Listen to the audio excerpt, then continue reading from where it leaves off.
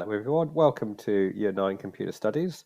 For the first part of this term, we're going to be making a 2D game. You need to go to GDevelop.io. It's a little 2D game making platform. There's two options. One is to download it, and the other one is to do it online. For our purposes, it's definitely going to be better to do it online. So go to GDevelop.io, click Try It Online. And before you do anything else, we need to get you signed up and logged in. So find this Click to Connect button up here on the left, click it, and create an account. And do it with your school email address, so at student.pakuranga.school.nz, and create an account right there, make up your own username, etc. So when you've done that, I'm just going to flick back to here where I'm already logged in as me. Go to create a blank project and create a project called Sandbox. The idea is that we just need to play around a bit before we make much progress with GDevelop. So rather than having, working in a big project that is going to be our finished work, we're going to make a sandbox, and we're going to be able to just add things, change things, muck around, learn how GDevelop works, and then we can take those ideas into our new project later on.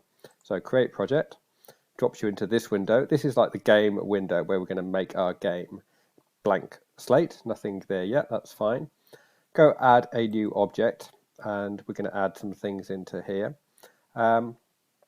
So we want a character, a playable character. I'm going to go into here. I could go generic characters, or I could go, maybe I want to be a zombie. No, I'm going to go generic character, it turns out. So generic character 3 with 4 animations, whatever. There's loads and loads of assets in here. You can find something a bit more interesting than generic character 3. Got it, and close. So generic character 3 is now up here. I think we could rename this. Yeah, I'm going to call it player. It's just going to be a nicer name to work with. So player, I can drag it into my scene. So I now have a player in my scene, which I can resize if I want to, but I quite like it this little tiny size. Now, at the moment, the player doesn't do anything. So what we need to do is double click it and go to the behaviors tab up here. So adding a behavior. This is like built-in stuff where GDevelop knows the kind of thing you want to make as a game developer. And one thing that you might want to make is a platformer. And you'd want a platformer character that can jump and run on platforms. Yeah, we're going to do that. So leaving all the default stuff for now, we'll change that later. That player will now work. We can, in theory, play our game. It's not going to be very good because we haven't given our character anything to run and jump on. So it's just going to fall out of the scene, I think. It just fell down. So let's give it something to run and jump on.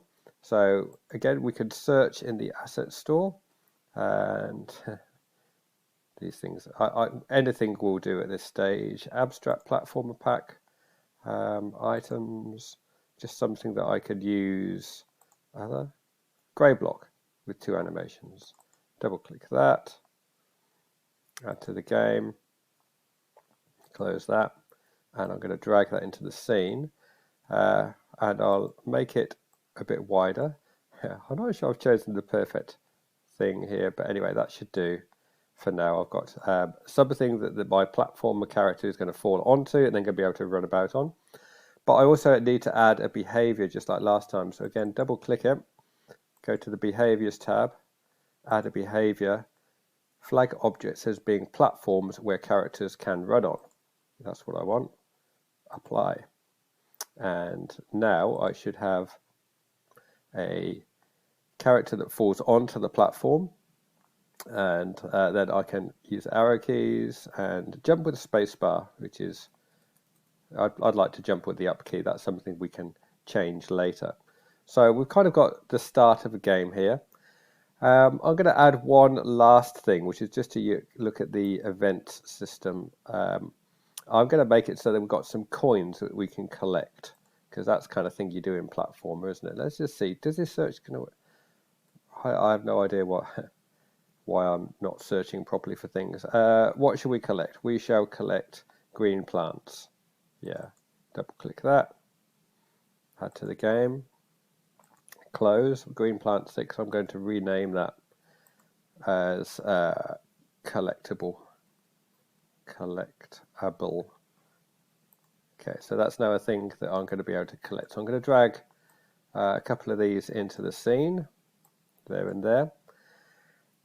They won't do anything yet, of course, because they're just sprites. Sprites are just the objects in the game, and they don't have any behaviors or anything attached to them. But if you look over here, it's got 2 tabs. This is the scene that we're in, currently untitled, and then there's an event sheet attached to the scene. So we can add an event, and the event is going to be, if I click add condition here, I'm going to choose my player, and I'm going to choose a collision thing. You search collision, and when it collides with the collectible. So what I now have is that when the player collides with the collectible, this thing will happen, and this thing is that the collectible is going to be delete the object, delete the specified object. That's all we need to do, isn't it? Let's click preview on that. What we'll also be able to do is we'll keep count of how many collectibles we've got, and there's all kinds of other things we can do later. So let's just go and check that works. Yay! And jump. Yay! So I can collect things now. So that's the start of a game, and what you're going to do is you're going to run through the rest of these. Now these videos were all set up using the downloadable version, but they're pretty much the same. Some very minor differences which you'll be able to just work out for yourself what goes on. And I'll be back in school as soon as possible, and we'll carry on making a game. Super lovely.